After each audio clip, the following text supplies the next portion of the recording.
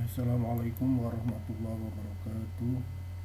Pada kesempatan kali ini, Bapak akan melanjutkan pelajaran minggu yang lalu, masih tentang kas. Ya. Jadi, bagi perusahaan-perusahaan yang menyimpan uangnya di bank, itu akan menyelenggarakan pencatatan tentang jumlah uangnya yang disimpan di bank. Demikian juga pihak bank juga akan menyelenggarakan pencatatan tentang jumlah uang yang disimpan di nasabah. Jumlah uang nasabah yang disimpan di bank. Jadi seharusnya catatan menurut pihak perusahaan dan catatan menurut pihak bank itu sama ya. Tapi ini bisa terjadi bahwa catatan antara pihak bank dan pihak perusahaan itu berbeda. Nah, perbedaan ini disebabkan karena yang pertama adalah ada transaksi-transaksi yang sudah dicatat oleh pihak bank ya, tapi belum dicatat oleh pihak perusahaan. Transaksi apa itu? Yang pertama adalah transfer bank. Transfer bank. Jadi kalau ada rekanan kita atau eh,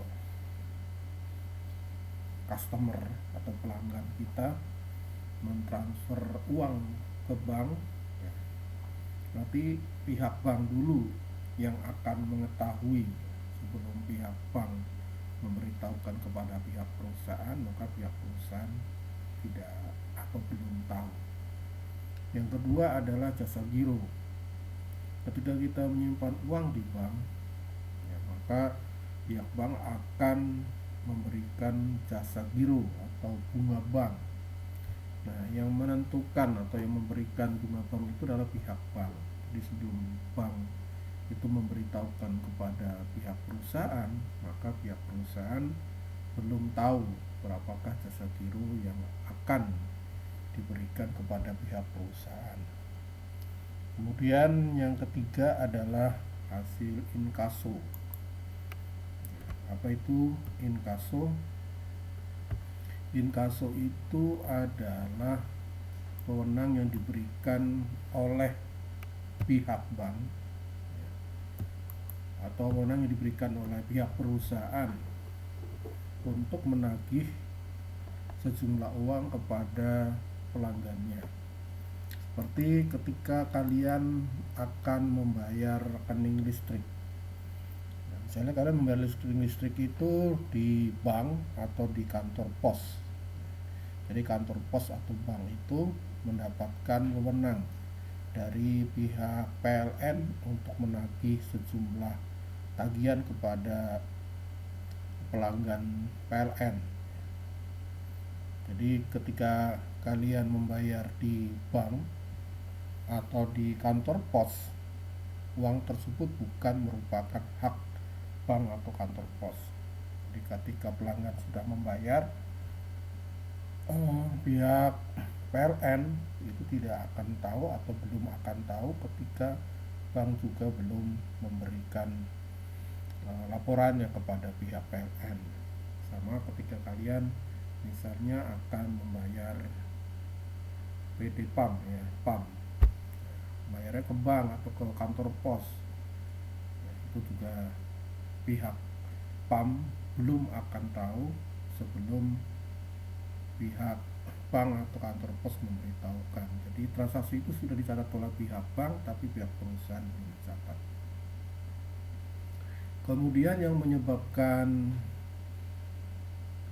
ketidaksesuaian antara catatan perusahaan dan pihak bank adalah pihak perusahaan telah melakukan kesalahan mencatat. Jadi kalau misalnya kesalahan untuk mencatat pengeluaran ya, itu kalau akan dicatat pengeluaran itu dicatat terlalu besar, terlalu tinggi ya. Jadi Nanti ini akibatnya ini akan menambah ya, akan menambah penerimaan yang sudah dicatat oleh pihak bank. Kesalahan mencatat penerimaan terlalu rendah. Jadi kesimpulannya adalah kalau pihak perusahaan melakukan suatu kesalahan, kalau itu berupa setoran, ya, kalau setorannya dicatat lebih kecil ya, atau lebih rendah, itu akan menambah pihak perusahaan.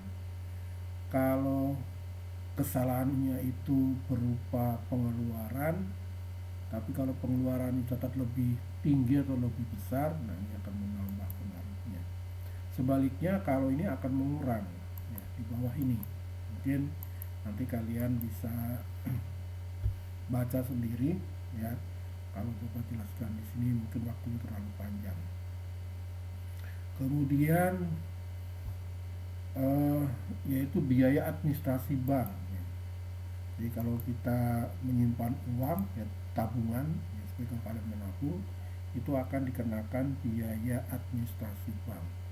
Yang menentukan kapan dan berapa banyaknya itu adalah kewenangan pihak bank ya. Kalau bank belum memberitahukan kepada pihak perusahaan, jadi perusahaan tidak akan tahu, berarti bank sudah mencatat sementara pihak perusahaan belum mencatat. Terus cek di tempat itu, pengambilan uang dari bank tidak mempergunakan cek, tapi menggunakan formulir khusus di bank. Jadi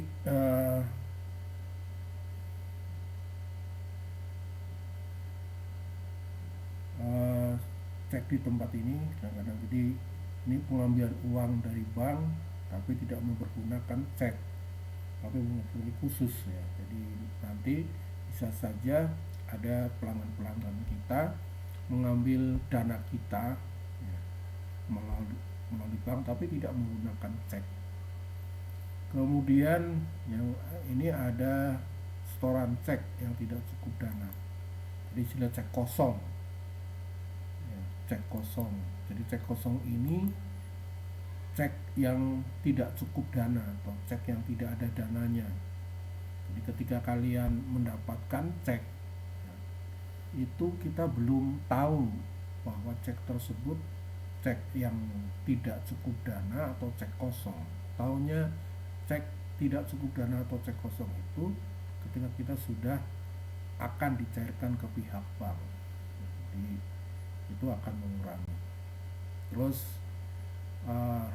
yang akan menambah di bank ini adalah transaksi-transaksi yang sudah dicatat oleh pihak perusahaan tapi belum dicatat di pihak bank.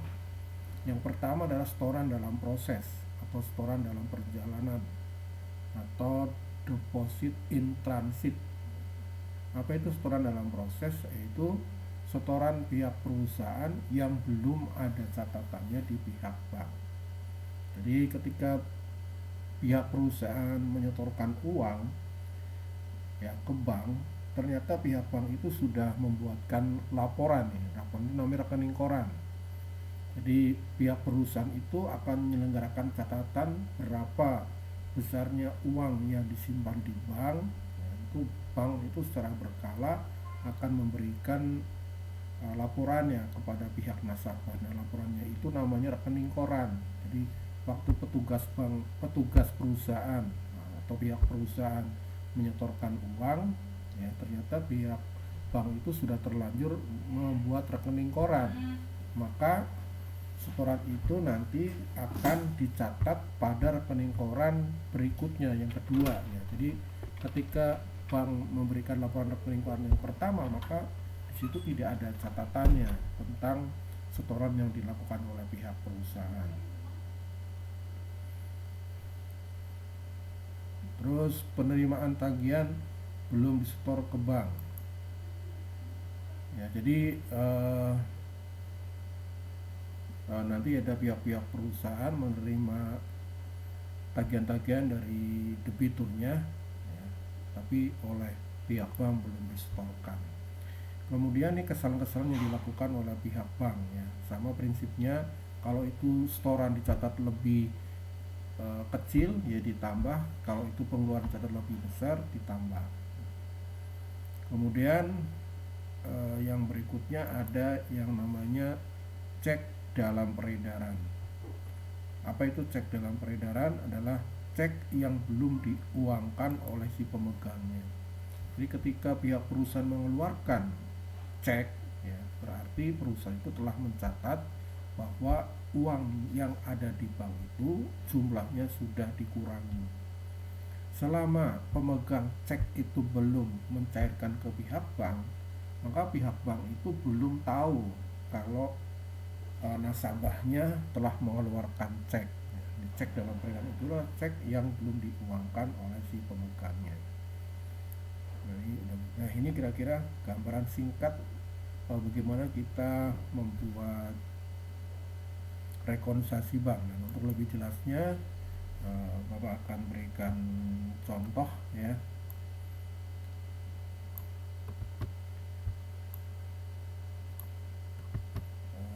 Ini dihapus dulu.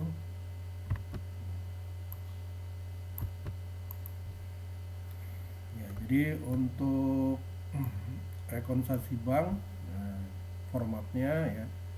Jadi rekonsiliasi bank itu adalah perhitungan kembali ya. Itu kan kembali.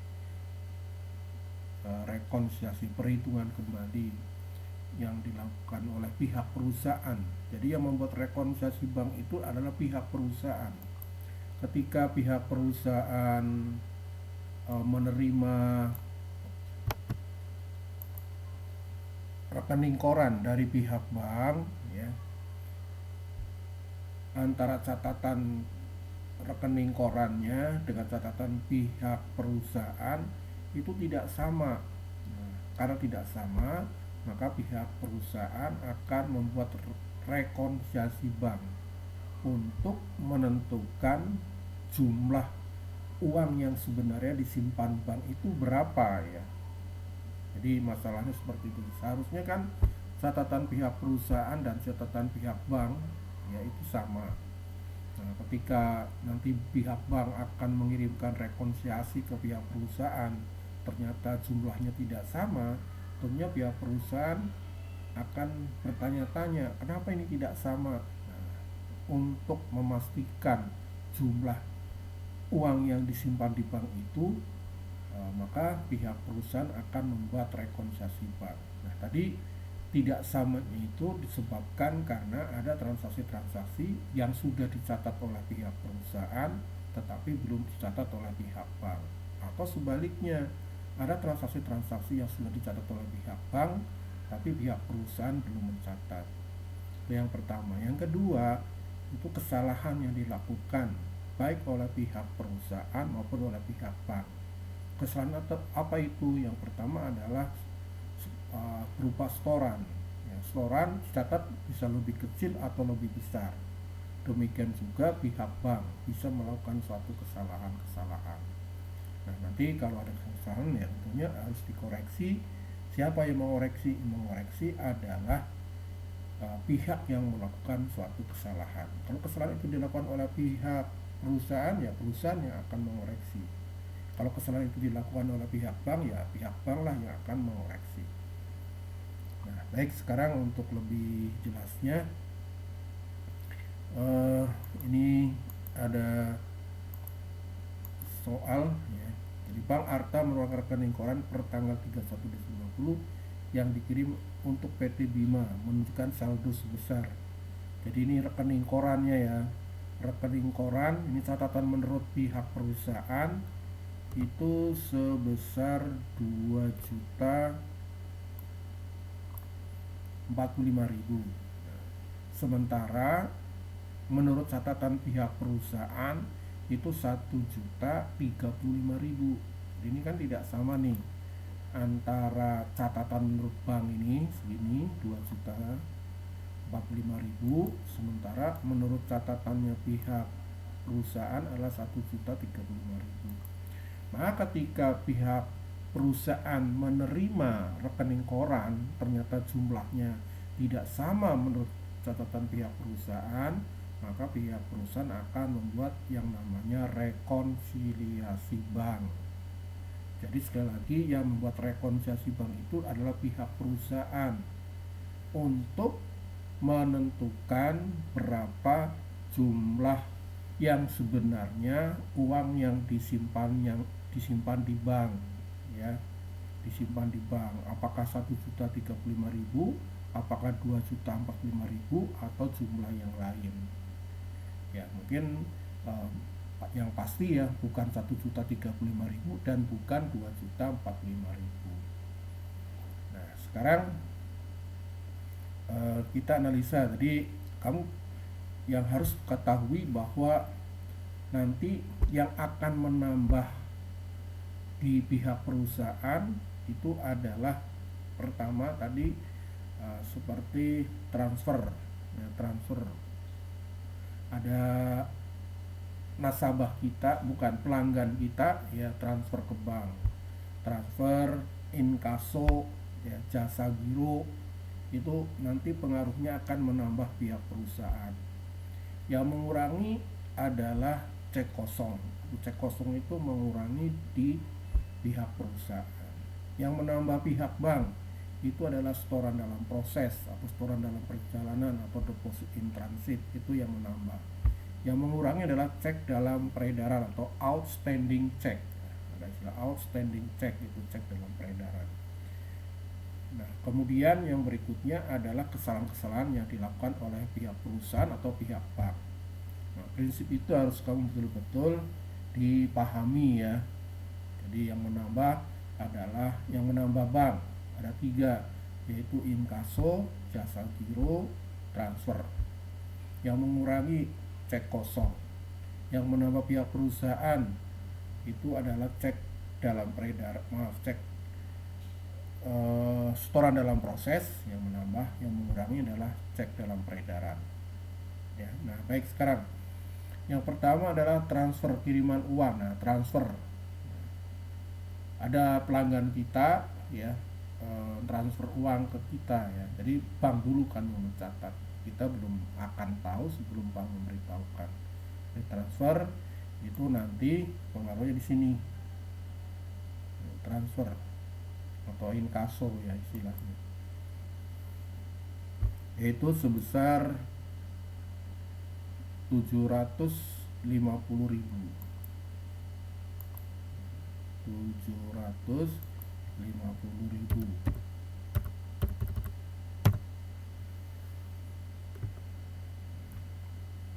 Jadi akan menambah bank. Kemudian yang berikutnya, setoran dalam perjalanan atau setoran dalam proses atau deposit in transit. Setoran dalam proses atau dalam perjalanan itu adalah setoran pihak perusahaan yang belum ada catatannya di pihak bank. Jadi pihak bank itu belum mencatat, maka pengaruhnya akan menambah, ya, akan menambah di pihak bank, yaitu sebesar 500.000. 500.000.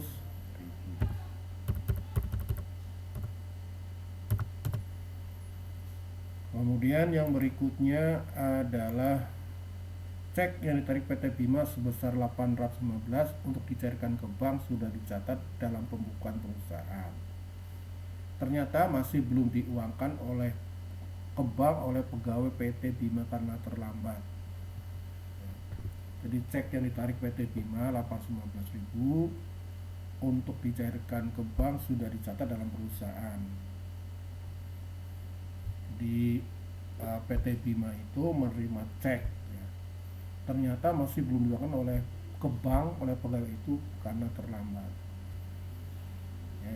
Jadi ini dari kalimat ini nanti kamu simpulkan ini merupakan apa ini cek kosong atau setoran dalam proses, apakah cek dalam peredaran, apakah inkaso, apakah transfer, ya, apakah jasa giro, apakah biaya administrasi bank. Tinggal nanti, oh ini adalah setoran dalam proses misalnya. Oh, kalau setoran dalam proses nanti mencatatnya di pihak bank, pengaruhnya akan menambah. Nah, ini apa nih kira-kira? Jadi kita menyetor uang di bank, ya, tapi oleh bank belum di ternyata masih belum diuangkan ke bank oleh pegawai PT Bima karena terlambat. Jadi ini adalah setoran dalam proses ya, atau setoran dalam perjalanan.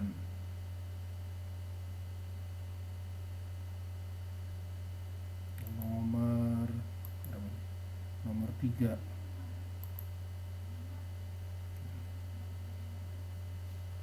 itu sebesar berapa tuh?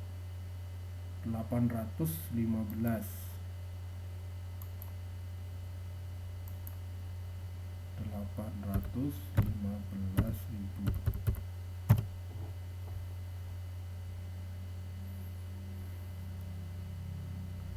Kemudian yang berikutnya nomor 4, wesel tagih yang ditagihkan melalui Bank Arta telah dapat tertagih dan dikreditkan untuk rekening koran.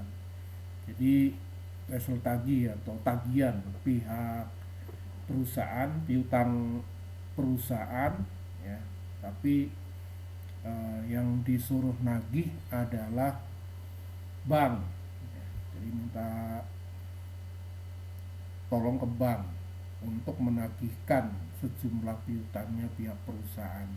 Jadi nomor 4 ini apa? Ya, tinggal kamu tentukan apakah setoran dalam proses. Kamu sudah tahu setoran dalam proses adalah setoran yang belum ada catatannya di pihak bank. Kalau apakah cek kosong, cek yang tidak ada dananya.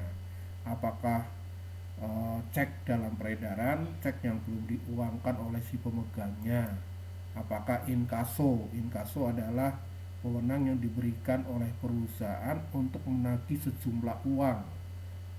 Berarti ini nomor 4 merupakan inkaso, hasil inkaso nomor 4, yaitu sebesar 500.000.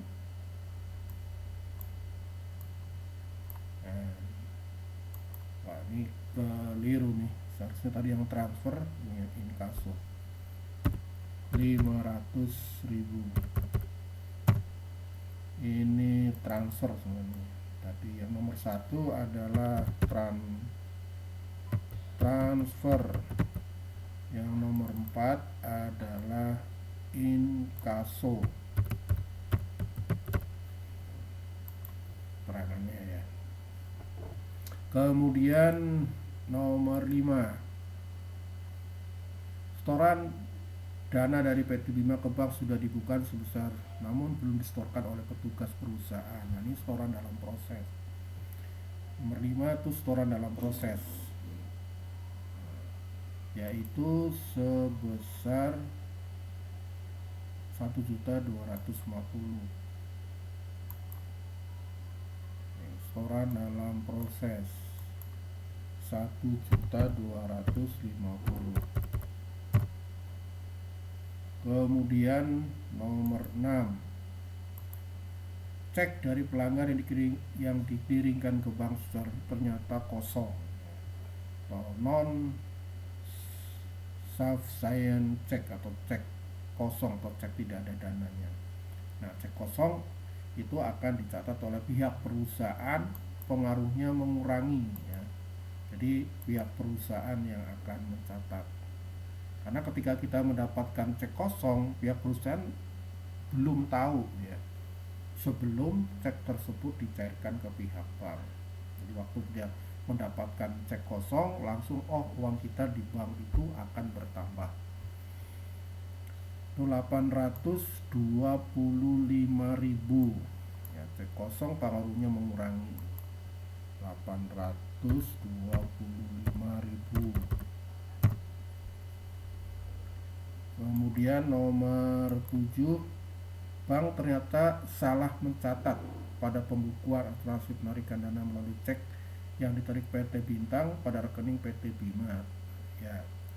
Jadi ini nomor 7, yang melakukan kesalahan adalah pihak bank. Jadi nanti di rekonsiliasi bank itu akan dicatat di pihak bank. Kalau yang melakukan kesalahan pihak perusahaan ya nanti di rekonsiliasi bank yang mencatat adalah pihak perusahaan. Jadi ketika ada kesalahan, dicatatnya siapa yang melakukan kesalahan. Karena ini kesalahan dilakukan oleh pihak bank, tentunya pihak bank yang akan melakukan catatannya ya, koreksinya. Nah, sekarang kita tinggal analisa. Jadi ini seharusnya yang benar ya, sebenarnya yang menarik atau yang mengambil uang itu PT Bintang ya, yang mengambil uang adalah PT Bintang, tetapi oleh pihak perusahaan dicatatnya ke rekening PT Bima. Jadi PT Bima itu tidak mengambil uang tapi diambil ya, tidak mengambil uang, diambil. Kamu tidak berniat untuk mengambil uang di kantong celana misalnya, atau kantong rok ya, atau kantong baju, kamu ambil. Nah, untuk koreksinya bagaimana? Koreksinya ya, uang yang kamu ambil dimasukkan lagi, jadi dikembalikan lagi. Jadi nanti ini nomor 7 ini pertama akan dicatat oleh pihak bank. Kenapa dicatat oleh pihak bank? Karena yang melakukan kesalahan adalah pihak bank. Kemudian nanti pengaruhnya menambah. Kenapa menambah?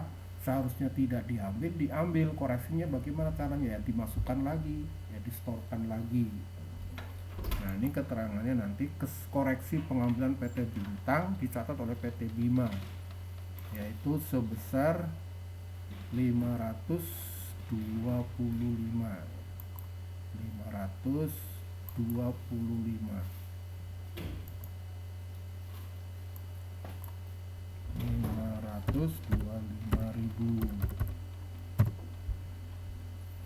Kemudian nomor 8, ini adalah cek dalam peredaran nih ya, cek dalam peredaran. Cek dalam peredaran itu cek yang belum diuangkan oleh si pemegangnya. Jadi ketika perusahaan itu mengeluarkan cek, perusahaan itu langsung mencatat bahwa uang kita di bank itu berkurang.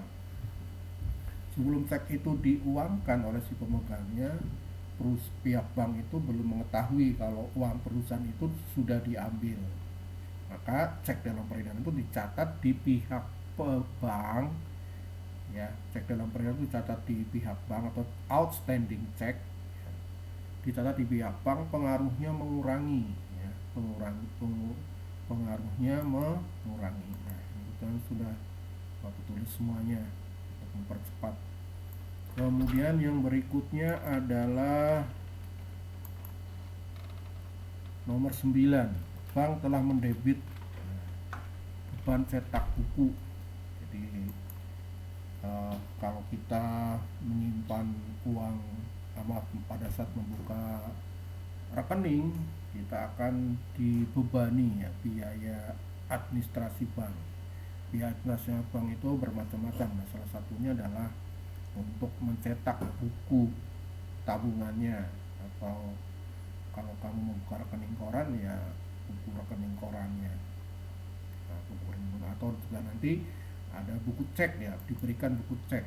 Jadi kalau kamu membuka rekening koran itu akan diberikan buku cek. Tapi kalau kamu menyimpan uang dalam bentuk tabungan biasa ya nggak diberikan buku cek. Jadi buku cek ini 100.000. Jadi nanti akan mengurangi nih, dicatat oleh pihak perusahaan akan mengurangi. Nomor 9 ya, sebesar 100.000. Beban cetak buku 100.000. Kemudian yang nomor 10, bank mengkredit, berarti ini jasa giro ya. Jasa giro itu akan dicatat oleh pihak perusahaan, pengaruhnya akan menambah ya, akan menambah, yaitu sebesar 250.000.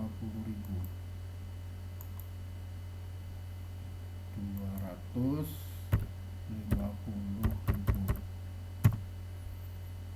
Kemudian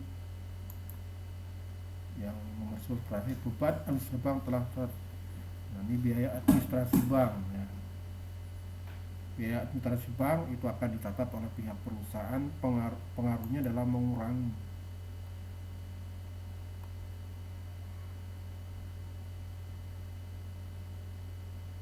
Ini saya minta ini 250.000 di sini. 250.000 ini jasa gironya. Kemudian yang ini adalah 50.000 biaya administrasi banknya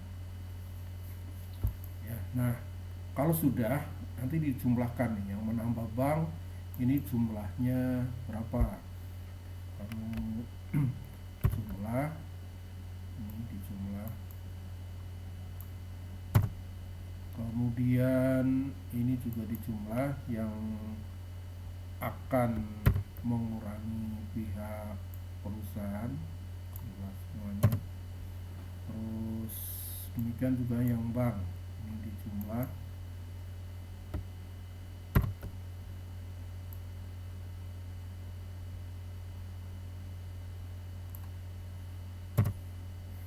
Terus ya, ini sudah dijumlah ya.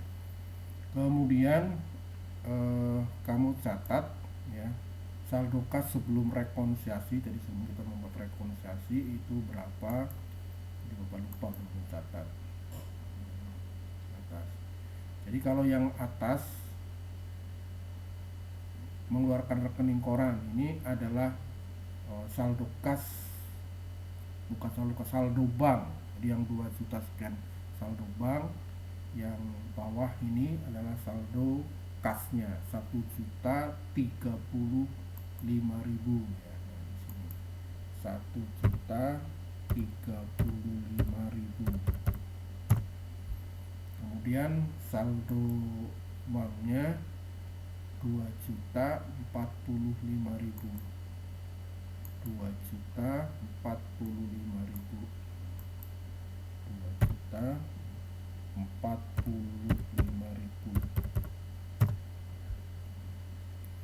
Nanti baru kita ketahui berapakah saldo kas dan bank setelah kita melakukan rekonsiliasi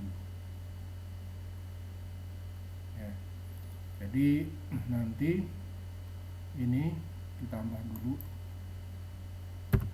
yang saldo, ditambah, kemudian ini dikurangi ya, jadi 2.535 dikurangi 99 ini hasilnya ini. Kemudian yang ini juga demikian ditambah, jadi saldo bank sebelum rekonsiliasi ditambah dengan jumlah dari pengaruh-pengaruh yang menambah ini. Nah, itu. Terus nanti dikurangi. Nah, sehingga nanti saldonya antara pihak bank, catatan pihak bank, yakni bank dengan pihak perusahaan itu menjadi sama. Nah, inilah jumlah yang benar. Jadi jumlah yang benar, simpanan uang kita di bank adalah sebesar 1.560.000, bukan 1.035.000 atau bukan 2.045.000. Nah, ini menurut catatan ya, bahwa uang kita yang ada di bank sebesar 1.035.000, tapi jumlah yang sebenarnya yaitu sebesar 1.560.000. Berarti istilahnya antara catatan dengan jumlah uang yang sebenarnya itu tidak sesuai. Karena tidak sesuai, maka kita akan membuat jurnal penyesuaian. Nah, kita buat jurnal penyesuaiannya supaya nanti jumlah kas kita yang ada di bank itu menjadi 1.560.000, bukan 1.035.000. Sekarang bagaimana jurnal penyesuaiannya ya, jadi yang akan menambah kas, kan ini yang menambah kas ya, ini adalah keterangan ya, bukan nama akun ya. Sementara kalau kita membuat jurnal itu menggunakan nama akun. Jadi kalau transfer, inkaso itu nama akunnya adalah piutang ya, sementara jasa giro adalah pendapatan bunga. Jadi ini yang menambah kas. Jadi nanti jurnalnya debit kas, kredit, piutang. Nah, piutangnya ada 2 nih, jadi jumlahkan 1.250.000 ya, kredit pendapatan bunga 250. Jadi nanti debit kas 1.500.000, kredit piutang ya 1.250.000, kredit pendapatan bunga. Nah, sekarang tinggal yang mengurangi kas. Mengurangi kas itu nanti kas kredit ini 905. Nah, ini sekali lagi ini bukan nama akun, sementara nanti yang di jurnal itu menggunakan nama akun. Cek kosong itu bukan nama akun ya. Jadi cek kosong nama akunnya adalah piutang. Kenapa piutang? Jadi cek kosong itu berawal dari orang lain ya. Jadi cek kosong itu pasti dari pihak ketiga atau pihak orang lain. Ketika kita menerima cek dari orang, maka jurnalnya adalah debit kas kredit piutang. Kalau cek itu hasil dari pembayaran piutang ya, debit kas kredit piutang itu sudah kita catat seperti itu. Setelah cek itu dicairkan ke bank, ternyata ditolak karena tidak ada dananya, berarti sama saja pelanggan kita itu belum membayar utangnya, maka tinggal jurnalnya nanti dibalik. Kalau tadi waktu menerima cek debit kas kredit piutang, ketika kita tahu bahwa itu cek kosong, maka jurnalnya nanti debit piutang kredit kas dibalik. Jadi sama saja nanti kan piutangnya itu menjadi saldonya 0, artinya pelanggan kita belum membayar utangnya, jadi utang itu masih tetap utuh, belum berkurang ya.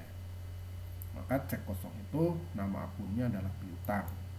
Kalau beban cetak, beban interaksi bank ini sudah nama akun ya, sudah nama akun. Jadi nanti jurnalnya yang mengurangi jurnal debit piutang ya 825, debit beban cetak buku, debit beban administrasi bank kredit kas. Nah, ini piutang, beban cetak buku, administrasi bank. Nah, ini jurnal penyusuan yang kita buat. Nah, ini mungkin itu saja penjelasan dari Bapak ya. Mudah-mudahan kalian sudah cukup jelas untuk membuat rekonsiliasi bank. Sekali lagi, rekonsiliasi bank itu yang membuat adalah pihak perusahaan, bukan pihak bank. Terima kasih atas perhatian kalian. Bila taufik wal hidayah. Wassalamualaikum warahmatullahi wabarakatuh.